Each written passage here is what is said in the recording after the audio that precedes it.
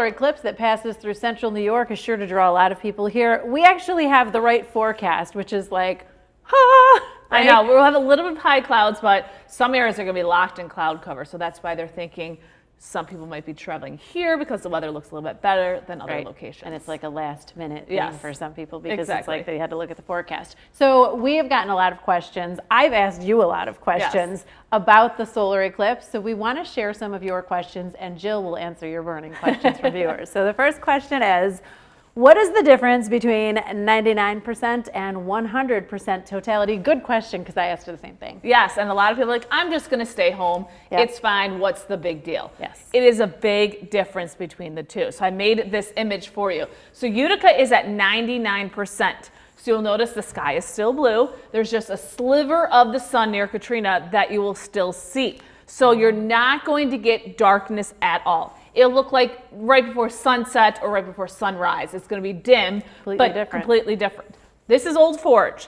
The sun is going to be completely blocked out, so it will literally look like nighttime. And on top of that, if you notice the light around the sun, that is called the corona. That is the sun's atmosphere that we can never usually see because the sun is so bright. We actually get to see that during totality. Now, at 99%, you have to keep your glasses on the entire time. During totality, you can take your glasses off because it's going to be like nighttime. So that's going to be really cool to see. But as soon as you see that shimmer of light coming back, you pop them back on. Yes, and also Bill talked about this last night. I think there are 4 or 5 planets you're also going to be able to see during totality. What? I think it's Jupiter, Mars, Venus, Saturn, and I forgot the last one. But yeah, so they'll be all around the sun. So it's going to be a really cool thing. So a huge difference. Big difference. All right. Next question. What about flights in the air during the eclipse? Do we just stop them, or what happens? It's just like it goes flying in the dark. Yeah, and actually, people are flying to see the solar eclipse because you don't have to worry about cloud cover because you're above the clouds. So I know there were specific flights that were purposely flying in the path of the solar eclipse. I know they were going for like thousands of dollars, but that's going to be really cool to see. And if people are like, well, what if everybody's on one side of the plane? The plane's going to circle so you can see both sides of the plane. While you see the solar eclipse. Yeah, that would be. You don't want the plane like tipping. Imagine if you're here and just you missed it all. Yeah, that's great. That's interesting. I didn't think of that. Why are people making such a big deal about it? Because you have the naysayers that are like, don't care, and that's my favorite. So we posted this on Facebook,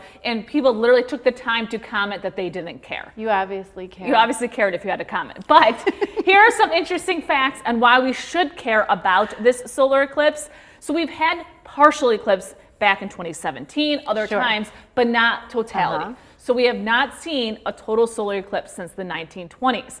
So this is completely different than what we've been used to, and that's going to make it very interesting, especially for people like Katrina and I, or people who are older, because the next time this is happening is 55 years from now.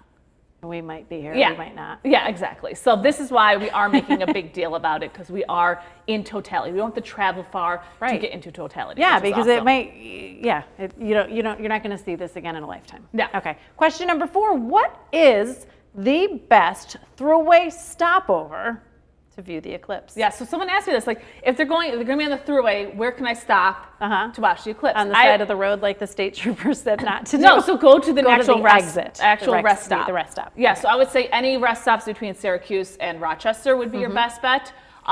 Before Syracuse, you're not going to be in totality unless you're like closer to Canastota, but I would, to be sure, between Syracuse and Rochester. So those throughway rest stops are going to be busy, chock full of people. Prepare.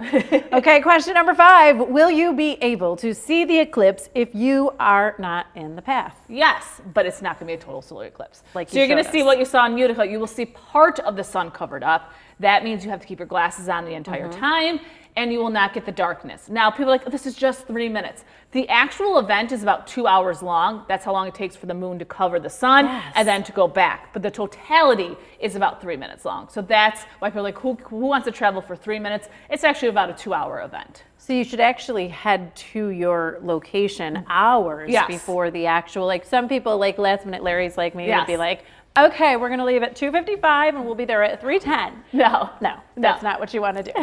Okay, question number 6. What time should people head to their viewing location? So if you've been driving on major roads, you've been seeing the signs like heavy traffic, leave early, stay late. I highly recommend leaving in the morning to wherever you want to go. So you're there in time because, again, it's going to start around 2 o'clock. Yep. You don't know what the traffic's going to be like depending on how far you're going to travel. So I would leave in the morning. And then if you don't want to worry about traffic, Heading it's going to end home. around 4 o'clock. I would wait till like 5, 6 o'clock maybe to head home. Let the traffic kind of go off. Yeah, you Yes. don't want to be driving and looking up, No. like, trying to oh wait, it's starting. What do I? Yeah. So okay, leave in the morning. Wait until the evening. Maybe make some plans. Go to dinner, do something, Yeah, and then go back home. we heard from state police. It was like, make sure you have gas. Make sure you have food. Yeah, because it's like you're going to be there all day. If you're, in a location that's rural, there might not be a gas station around. If you're keeping your car on while you're waiting for the eclipse, then Perfect. be careful. Oh, this was so useful. Thank you so much. Yes. You answered some of my questions, so I'm happy, and I'm sure you're all happy at home with the answers to these questions. Okay, you want to wish everyone a happy birthday? Yes, have a great birthday, including my nephew Jack's birthday is today. Happy birthday, Jack.